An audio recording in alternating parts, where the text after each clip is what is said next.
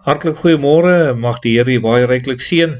En ons vertrou dat dit vir u 'n wonderlike geseënde dag ook so sal wees. Nou liewe vriende, wanneer luiperds 'n bok of 'n prooi vang dan gaan hulle dit gewoonlik na 'n naby geleë boom as dit nie te ver is soontoe sleep, sodat dit bietjie uit die oog van die aasvoëls is en dan sal hulle begin vreet. Gewoonlik die sagte vleis eerste.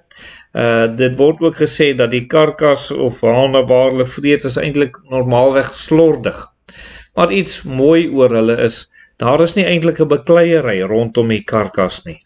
As ma die bok gevang het, al is hy moeg, sal sy net as die kleintjies nog baie klein is vir hulle dit oopskeer en dat hulle begin vreet terwyl sy rus. En as hulle groot genoeg is, as hy los, dat hulle begin 'n bietjie die oopskeer op die sagte vleis oopskeer en daar begin hulle dan ook so te eet.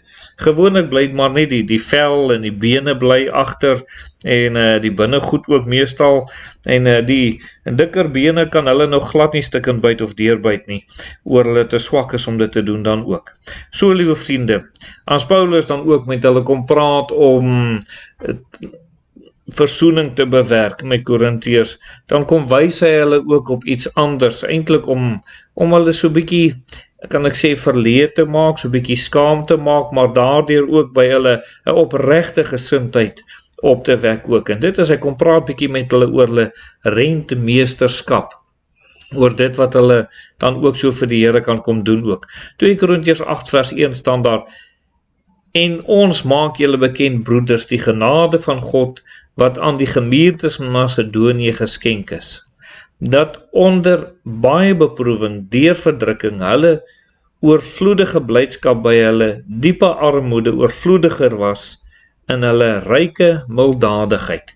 En hier kom hy en hy verwys na die gemeentes van Macedonië, en hulle was nie baie ryk nie, dit het maar eintlik moeilik gegaan finansiëel met die mense in daardie gemeentes, maar die mense in daardie gemeentes het tog milddadig gegee, en hulle tog milddadig bygedra, selfs in hulle diepe armoede het hulle oorvloedig kom gee, en is hulle eintlik 'n besondere mooi voorbeeld gewees vir mense wat niks het nie, of min gehad het, en tog so baie gegee het vir die saak van die Here, dood eenvoudig, oor hulle lief was vir die Here, dood eenvoudig oor dit vir hulle belangrik was dat die werk van die Here moes voortgaan en dat mense by die Here moes uitkom en hulle op elke manier wat hulle kon bydra of wat hulle kon inset lewer dat mense die evangelie kon hoor, het hulle dit gedoen. Selfs op finansiële gebied het hulle dit gedoen. Al het hulle nie baie gehad nie. En die Here het hulle ryklik omseën. En nou kom praat hy met die mense hierso in Korinte ook en hy sê in vers 3, hy sê, want hulle was na vermoë, ek betuig dit, ja, bo vermoë gewillig. En weet jy, behalwe dat hulle nou arm was en dat hulle wou gegee het, is hierdie mooi saak oor die gesindheid waarmee hulle gegee het, gewillig. En hulle het dit nie alleen gedoen soos ons verwag het nie, maar het hulle selfs eers aan die Here gegee en toe aan ons deur die wil van God. En hierso was sekerlik die geheim, hulle was aan die Here oorgegee. Toe hulle aan die Here oorgegee was, toe kon dit nie anders as dat hulle baie meer as gewillig was om hulle deel te doen en by te dra, sodat die saak van die Here nie skade sou ly, sodat die saak van die Here nie tot niets sou gaan nie. Liewe vriende, nou word daar in 2 Korintiërs 8 vers 7 gesê, maar soos julle in alles oorvloedig is, en nou noem hy waarin die mense in Korinte oorvloedig was, in geloof, in die woord, was hulle oorvloedig gewees, in kennis, hulle het baie kennis gehad, hulle het ywer gehad, en in julle liefde vir ons, hy sê, dit was daarom ook toch daar gewees, julle liefde vir ons, sorg dat julle ook in hierdie liefde daad oorvloedig is, wat julle rentmeesterskap betref, sorg dat julle hier dan ook oorvloedig is.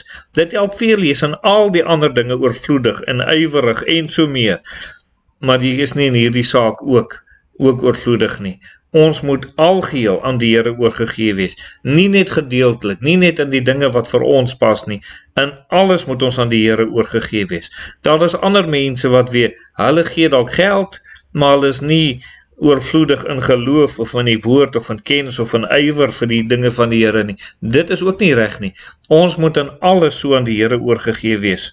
En mag die Here u help dat u ook 'n goeie rentmeester sal wees teenoor God, gewilliglik, omdat u uself eerstens aan die Here oorgegee het, en dit sal uitvloei na die werk van die Here verder ook. Kom ons bid saam. Ons dierbare Here, dankie vir die liefde en die genade en die wonderlike goedheid, en dat ons ook so op u kan kom vertrou.